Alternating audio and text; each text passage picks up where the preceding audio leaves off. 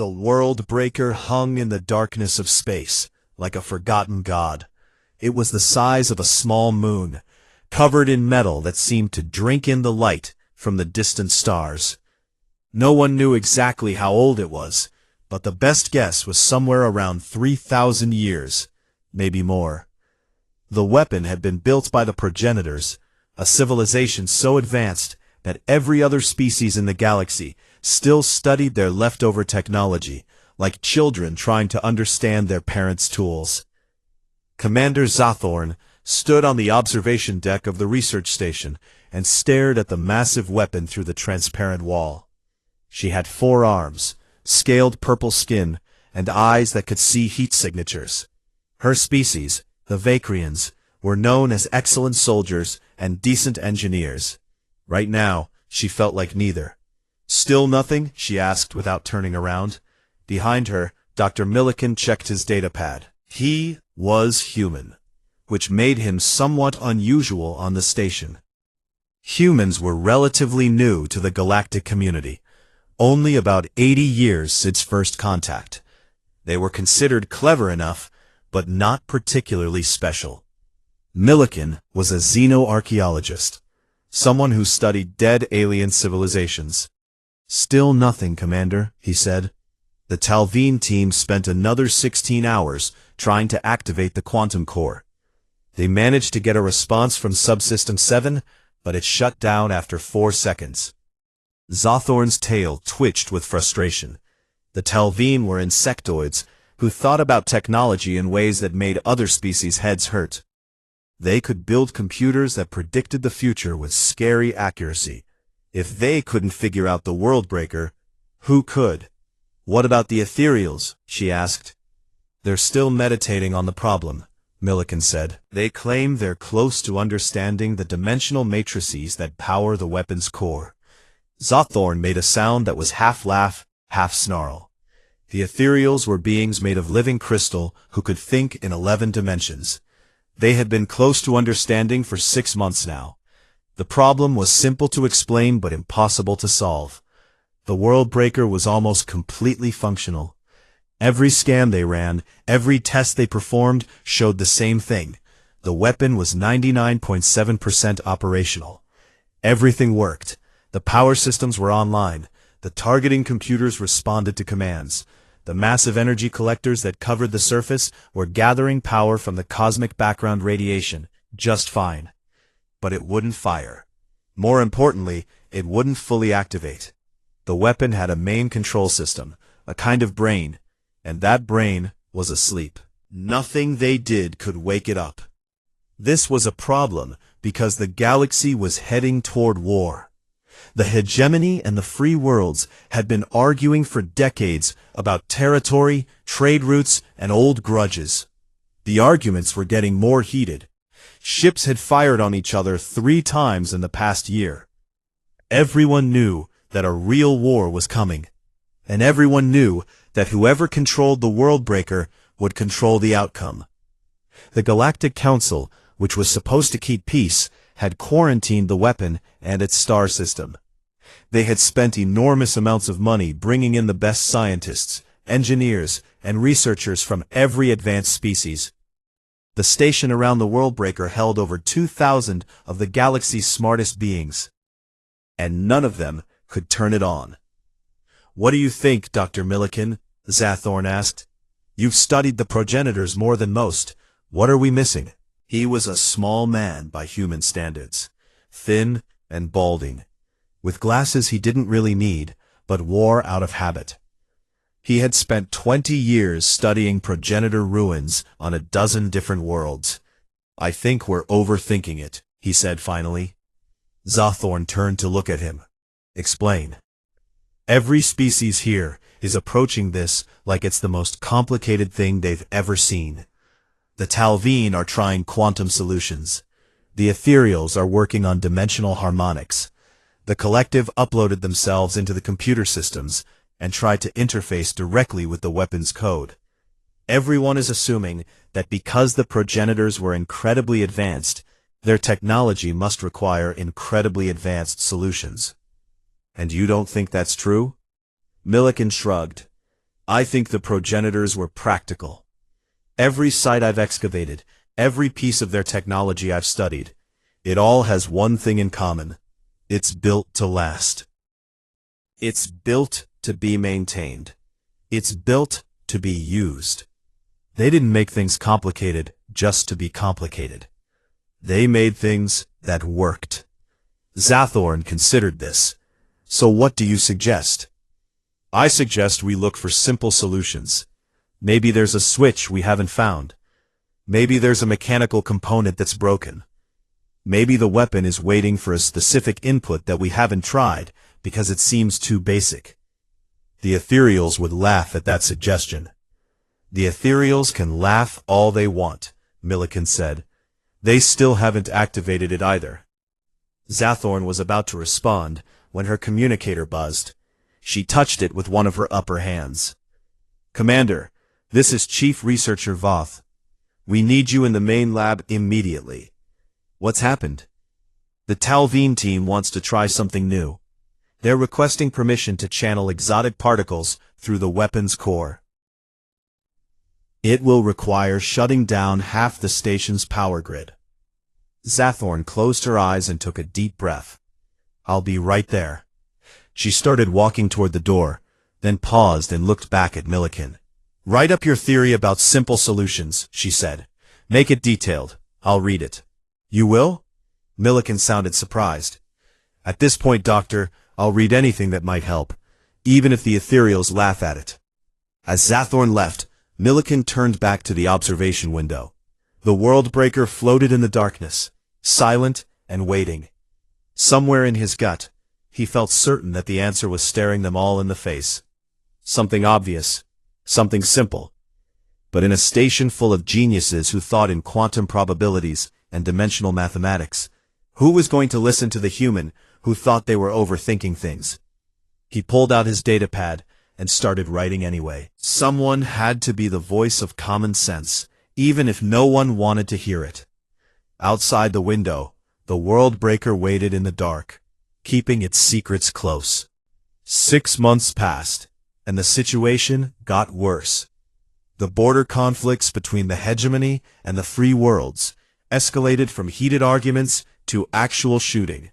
3 cargo ships had been destroyed. A colony on the edge of disputed space had been evacuated.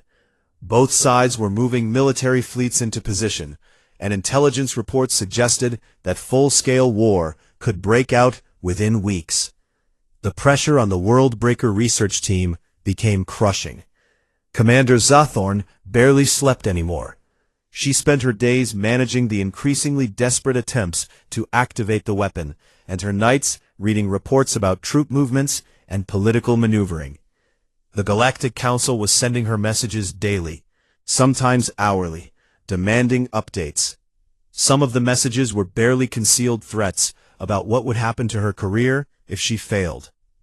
Dr. Millikan had submitted his paper about simple solutions. Zathorn had read it, had even found it interesting, but there was no time to pursue basic approaches when the galaxy was rushing toward war. The Council wanted results now, and that meant trying bold, dramatic solutions. Which is how they ended up hiring Brightness of Stars. The Luminar arrived on a private ship that cost more than most planets' annual budgets. His species were beings of pure energy who maintained physical forms through will and advanced technology. They glowed with inner light and spoke in harmonics that made translators struggle. The Luminars claimed to be one of the oldest species in the galaxy, and Brightness of Stars claimed to be old even by Luminar standards. Most importantly, he claimed that his ancestors had actually met the progenitors before they disappeared. I have communed with the ancient records, Brightness of Stars announced to the assembled research team. His voice sounded like wind chimes and thunder at the same time. The progenitors did not build this weapon to be activated easily. It requires a specific resonance, a harmony of forces that must be perfectly balanced. What kind of forces? Asked one of the Talveen researchers. 17 exotic particles must be generated simultaneously and channeled through the weapon's core in a precise geometric pattern. The harmonics must match the fundamental frequency of the weapon's quantum matrix. Dr. Millikan, standing at the back of the room, raised his hand. "How do you know this?" Brightness of Stars turned his glowing form toward the human. "I have studied the progenitors for 3,000 of your years, human. I have decoded their texts and understood their philosophy. They believed in complexity, in layers of meaning and function. But have you ever actually activated any progenitor technology?" There was a long pause. "The opportunity has not previously arisen. So this is a theory?" "It is an educated hypothesis based on deep understanding." Millikan wanted to argue more, but Zathorn shot him a look that clearly said not now. The council had paid an incredible amount of money for this consultation. They were going to try it whether it made sense or not. The preparation took 3 weeks. They had to manufacture some of the exotic particles from scratch, which required building new equipment. They had to calculate the geometric patterns and program them into the weapon's interface systems. They had to run simulations over and over, checking for any possibility of catastrophic failure. Finally, everything was ready. Zathorn stood in the main control room, surrounded by screens showing every angle of the world breaker. The station's power grid had been reconfigured to support the attempt. Every non-essential system was shut down. Nearly everyone on the station was watching. "Begin the sequence," she ordered. The exotic particles flowed through carefully constructed channels into the weapon's core. Energy readings spiked across the board. The world breaker began to glow for the first time in millennia, patterns of light racing across its surface. For 30 seconds, it looked like it might actually work. Then something went wrong. The harmonics that were supposed to resonate started to clash instead. The energy feedback loop built faster than anyone had predicted. Alarms started screaming across the station. "Shut it down," Zathorn shouted. "We're trying," one of the technicians yelled back. "The system isn't responding." The world breaker's glow became blinding. Energy arced between sections of the weapon, creating lightning storms in the vacuum of space. A massive pulse of force exploded outward. Not enough to destroy anything, but enough to shake the research station like a toy. When it was over, an entire section of the station near the weapon's core had been damaged. Sophisticated instruments were melted, structural supports were twisted, and the world breaker was exactly as inactive as it had been before. Brightness of Stars left the next day without refunding any of his fee. In the aftermath, repair crews swarmed over the damaged sections. Dr. Millikan joined them, not because he was needed, but because he wanted to see the weapon's core chamber up close. He had only seen it through cameras before. The chamber was enormous, large enough to fit a spaceship inside. The walls were covered in symbols and conduits. At the center was a spherical structure that scans suggested was the weapon's main control node. And connected to that node, almost invisible among all the advanced technology, was what looked like a simple mechanical coupling. Millikan moved closer, scanning it carefully. The coupling appeared to be a rotational joint, designed to allow one component to turn relative to another. But it wasn't moving. He could see corrosion around the edges, the kind of microscopic welding that happened to metal in vacuum over long periods of time. He took detailed scans and photographs. Then, he tried to present his findings to the senior researchers. "I think there might be a mechanical component that's seized up," he explained, showing them the images. The ethereal researcher barely looked at the data. "Dr. Millikan, we are dealing with progenitor quantum technology. A simple mechanical joint would be irrelevant to the weapon's activation." "But what if it's not irrelevant? What if?" "We appreciate your enthusiasm, but we must focus on viable approaches. The Council is demanding results." Millikan left the meeting feeling frustrated and ignored. But he kept his scans. Somewhere deep in his gut, he was certain that the coupling mattered. He just couldn't prove it yet. The accident happened on a Tuesday morning, station time. One of the station's 3 main reactors developed a critical fault in its cooling system. The automated safeties shut it down before anything exploded, but the sudden loss of power caused cascading failures throughout the station. Life support stayed online, but half the research equipment went dark. More importantly, the reactor needed immediate repairs, or it would take months to bring it back online safely. The nearest qualified repair team was at a human trade station 2 days away at maximum speed. Commander Zathorn had no choice but to call them in. The team arrived in a battered transport ship that looked like it had been repaired more times than it had been built. 6 humans emerged, wearing work suits that had seen better days, but were clearly well maintained. Their leader was a woman named Chen, who spoke with the confidence of someone who had fixed 1,000 broken things and expected to fix 1,000 more. "Where's the problem?" Chen asked, without bothering with formal greetings. Zathorn appreciated the directness. She led them to the reactor. Chen took one look at the exposed cooling system and started issuing orders to her team. They moved with practiced efficiency, not bothering to be impressed by the advanced alien station around them. Among the team was Jack Corrigan. He was 47 years old, built solid like someone who worked with his hands, with gray starting to show in his hair and beard. He had been a welder and maintenance specialist for nearly 30 years, working on mining stations, colony ships, and anywhere else on the frontier that needed things fixed. While the others worked on the reactor, Chen pulled Jack aside. "The station commander says they've got some structural damage near their big project," she said. "Wants it fixed while we're here. You good to handle it solo?" Jack nodded. "What kind of damage?" "Twisted supports, melted deck plating, the usual." Chen handed him a data pad with the location. "They're real particular about who goes near this thing.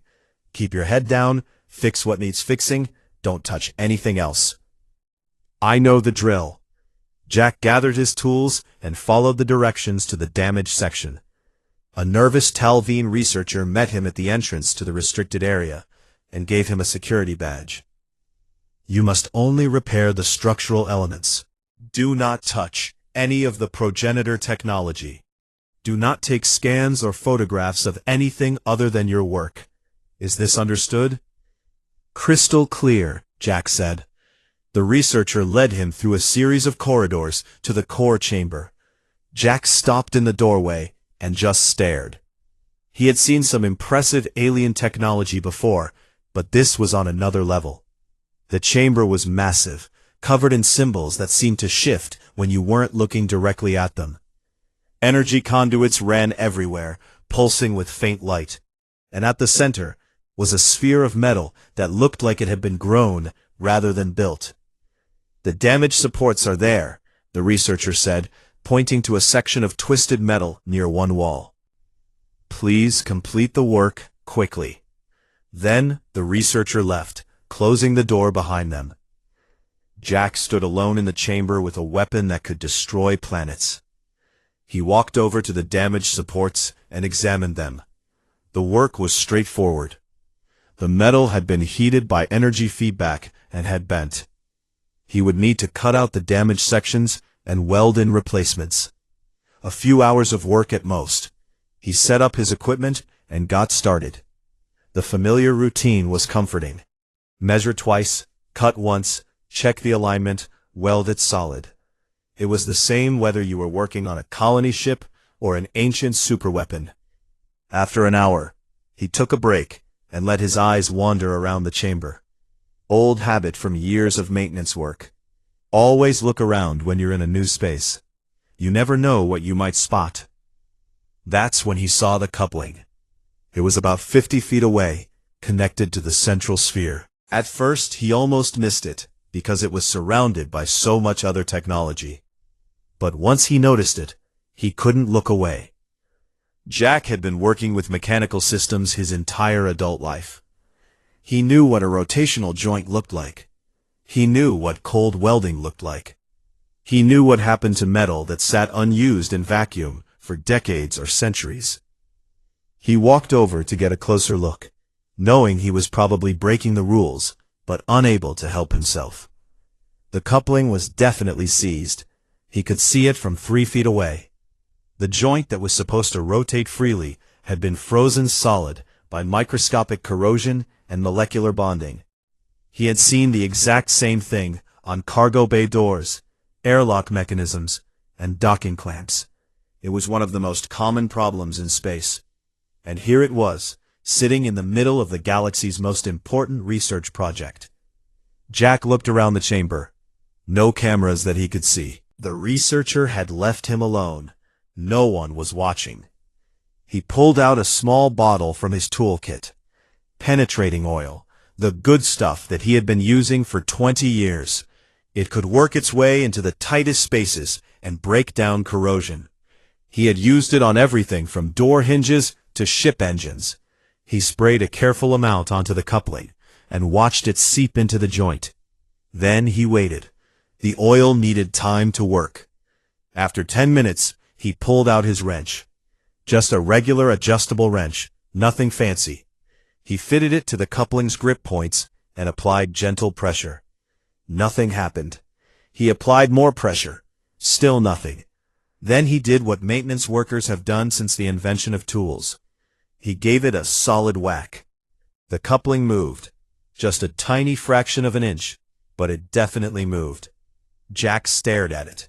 Then he stared at the massive alien technology around him. Then back at the coupling. No way, he muttered. No possible way. But he had felt it move. And suddenly, a lot of things made sense in a way that felt both crazy and perfectly logical. He quickly walked back to his repair work, his mind racing. He needed to think about this carefully. Jack didn't tell anyone what he had found. He had worked on enough big operations to know how these things went. If he reported it through proper channels, one of 2 things would happen. Either they would tell him he was wrong and kick him off the station, or they would classify everything and he would never know if he had actually been right. Neither option appealed to him. So instead, over the next 3 days, he took his time with the structural repairs. He worked slowly and carefully, making sure everything was perfect. When anyone checked on him, he was always legitimately working on the supports. But when he was alone, he worked on the coupling. The first day, he applied more penetrating oil and let it soak in. He used a small heat gun to warm the metal slightly, causing it to expand and contract in ways that would help break the molecular bonds holding it frozen. Every hour or so, he would try the wrench again, applying pressure, feeling for any give in the mechanism. By the end of the first day, he could move the coupling about a 1/4 inch. It was progress, but not enough. The second day, he brought in a vibro hammer from the repair ship. It was a tool that delivered thousands of tiny impacts per second, useful for breaking stubborn bolts and seized mechanisms. He held it against the coupling for 30-second intervals, letting the vibrations work their way through the metal. Between sessions with the hammer, he applied more oil and more heat. The coupling started moving more freely. He could rotate it almost a full inch now. But it needed to go further.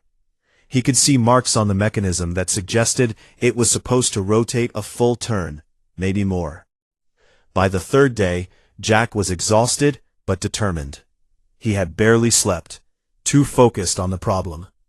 This was the kind of challenge he lived for. Not fancy quantum mechanics or dimensional harmonics, but the simple satisfaction of making something work that had been broken. He applied heat, oil, and vibration in careful cycles. He worked the coupling back and forth, gaining a little more movement each time. The corrosion was breaking down. The cold welded surfaces were separating.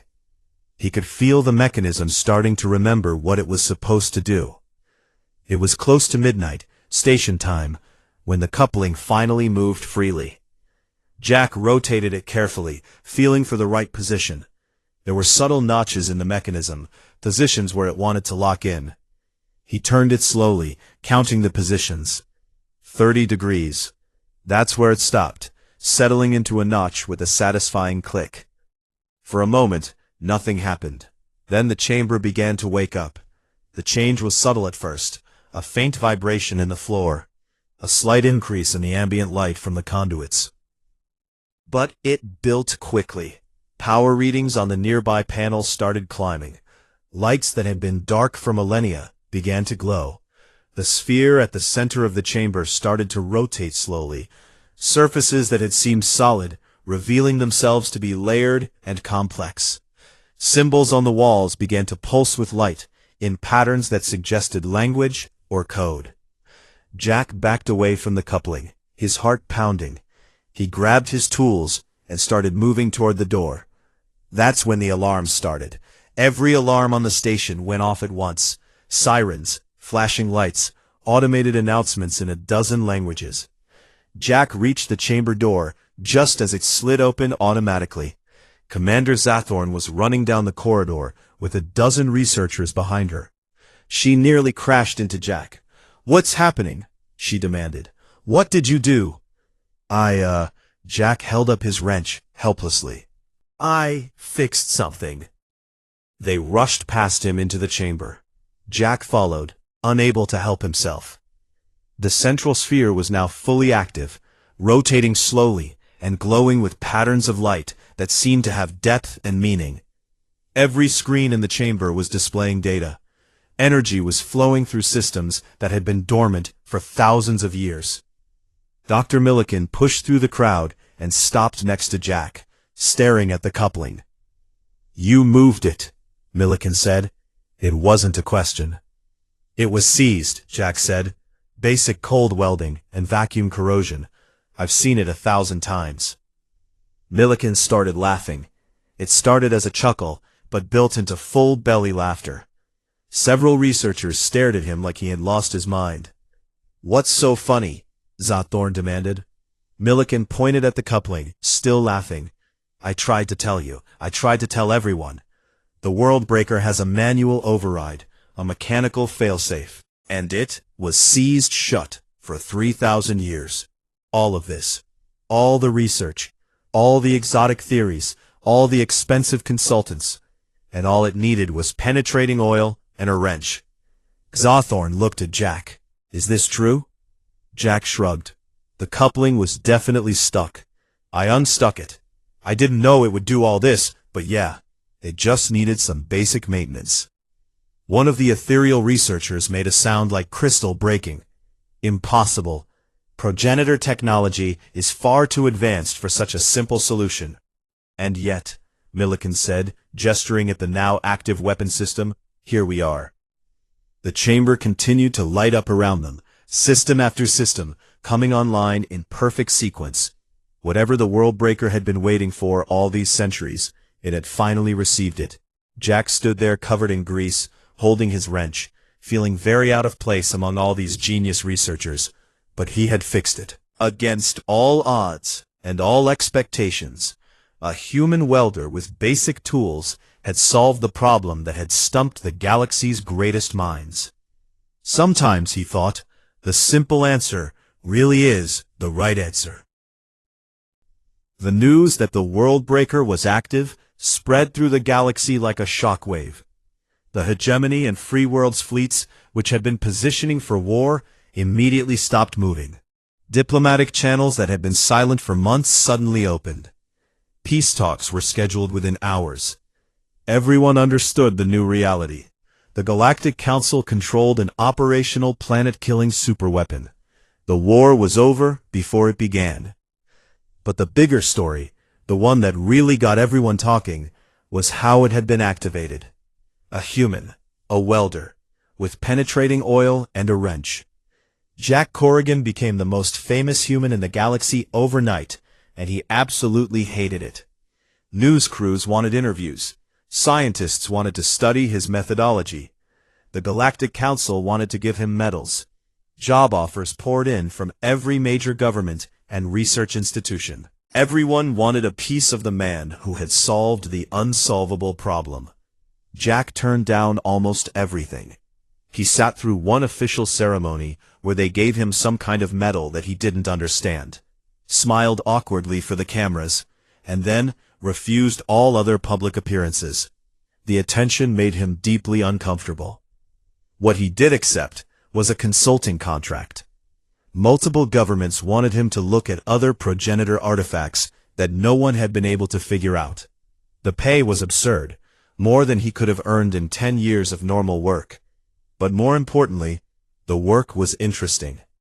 Jack visited 7 different sites over the next 6 months, and his approach was the same every time. While the scientists explained their complex theories, he would walk around the artifact looking for the simple problems. Seized mechanisms, corroded contacts, things that broke down over time because that's what physical objects did. He didn't solve every problem he looked at. Some progenitor technology really was beyond his understanding. But he solved enough that his reputation grew even larger. The practical human who looked at ancient mysteries with the eyes of a maintenance worker. Dr. Millikan became famous too, though in a different way. His paper, which he had retitled The Corrigan Principle, Complexity Bias in Xenoarchaeology, became required reading in universities across the galaxy.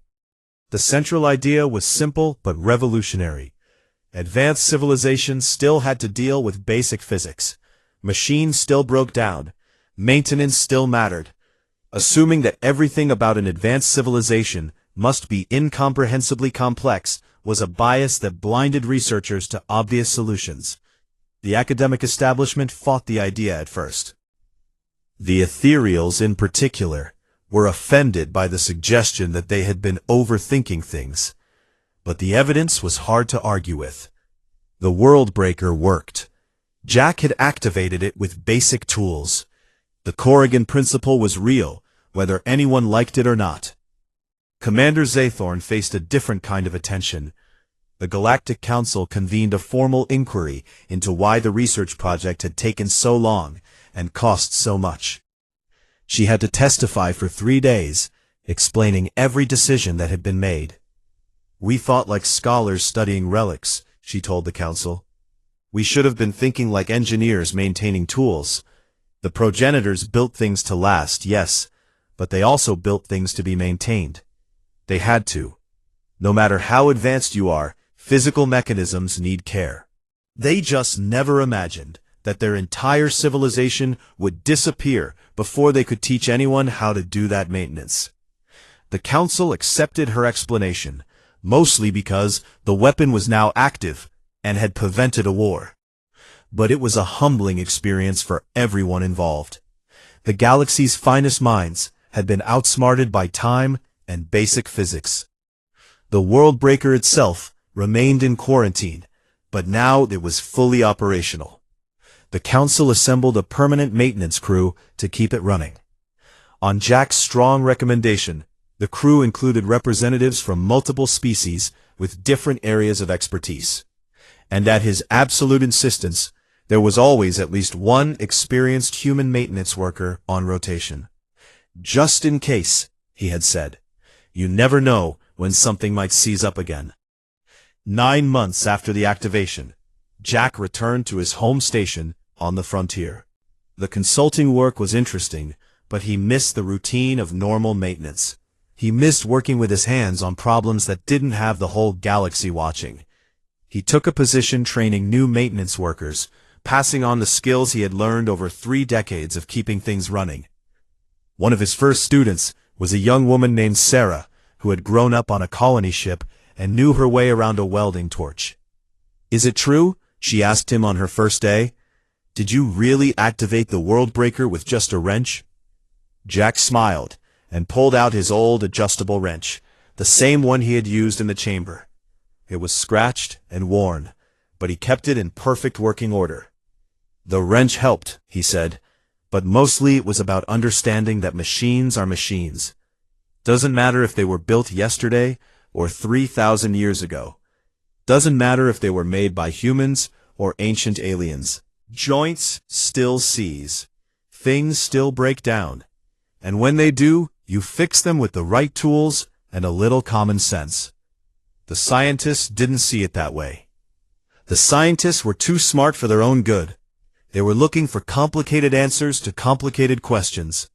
Sometimes the answer really is simple. You just have to be willing to see it. He handed her the wrench. Take care of this. It's a good tool. It'll last you a lifetime if you maintain it properly. Sarah held the wrench that had activated a superweapon like it was made of gold. I will. I promise. Across the galaxy, the World Breaker continued its silent orbit, fully operational and ready to serve. Its systems hummed with power. Its weapons remained charged. Its sensors swept the cosmos. And at its heart, a simple mechanical coupling rotated smoothly in its housing, kept free and clear by regular maintenance. The progenitors had built it to last forever, but they had also built it to be maintained, because they understood something that many had forgotten. Nothing lasts forever without care. Not weapons, not civilizations, not even gods. Sometimes the most important job in the galaxy belongs to the person with a wrench and the willingness to use it. Jack went back to teaching his students, content to be unknown again. He had solved his puzzle, saved the galaxy almost by accident, and proved that sometimes the simple answer really is the right one. For a practical man, that was more than enough.